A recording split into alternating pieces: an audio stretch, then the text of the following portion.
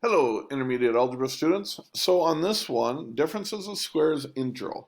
This is one of those you've probably heard like in the movies one, a movie line. We can either do this the easy way or we can do this the hard way. Well, same thing holds true for this one. So we could solve this. We could factor this binomial by doing diamonds and rectangles. So we could put in our diamonds of rectangles. We know that our a term is the x squared term. Our b term is the x term. You'll notice we don't have a b term here. There's nothing with an x term. And our c term is the number by itself. So all we have is an a and a c. So if I multiply them together, I get negative 100x. My b term isn't existent. It's not there. So it's just 0. Okay, my a term is x squared, my c term is negative 100. What are two numbers multiplied together that equals negative 100x squared, but at the same time add up to 0? Well, that means that I need a perfect square of this, so one's got to be a positive 10x and one's got to be a negative 10x, so they cancel each other out to equal 0. So they're complete opposites of each other. That little term will come in key in a moment. We take these two, we'll put the 10x here, we'll put the negative 10x right there.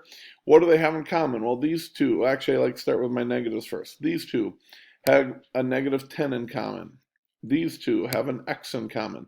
These two then would have a positive 10 in common. These two would have an x in common. So you will notice I have an x plus 10 and an x minus 10. Wow, they're like opposites of each other.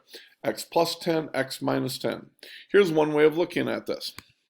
This x times this x is simply x squared. Positive 10 times negative 10 is negative 100. Because of the positive 10 and the negative 10, they will cancel your b term because they're the exact same number, only opposites of each other. So that's the easy way. My easy way is to say, hey, forget this whole thing right here. I'm going to see if I can cancel it out somehow. Perfect. And let's put a fill color on there too. What if we didn't even do this part up here? There it's gone. Okay. If we didn't do that part, we would just say, what is the square root of x squared? And we'd say, oh, well, it's x. So one factor gets a positive x, the other one gets a positive x. Then, what's the square root of 100? You would say 10, and I would say correct. Now, how do you get to a negative 100? One of the 10s has to be positive, bada bing, bada boom. One of the 10s have to be negative, bada bing, bada boom. And that's all there is to it. Okay, so I'll get rid of that in case some people like that, but in case you don't, it's gone. Let's do one more. They put a lot of information on here, but basically they're telling you this is the area of this. They already told you one of these, which you'll notice, what's the square root of x squared? It's x. So what's the other square root going to be? It's also an x. So we're going to have an x right down here. I'm going to slide that up a little bit. There you go. Now, we need to get to 16 as a perfect square. What's the square root of 16? It is 4. Since this one's a positive 4, in order to get to a negative 16, the other one's got to be what?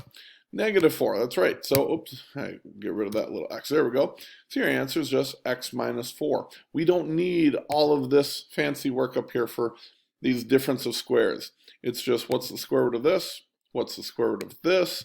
And then one's got to be a positive, one's got to be a negative. It's that simple. We'll see you over at Google Hangouts. Bye-bye.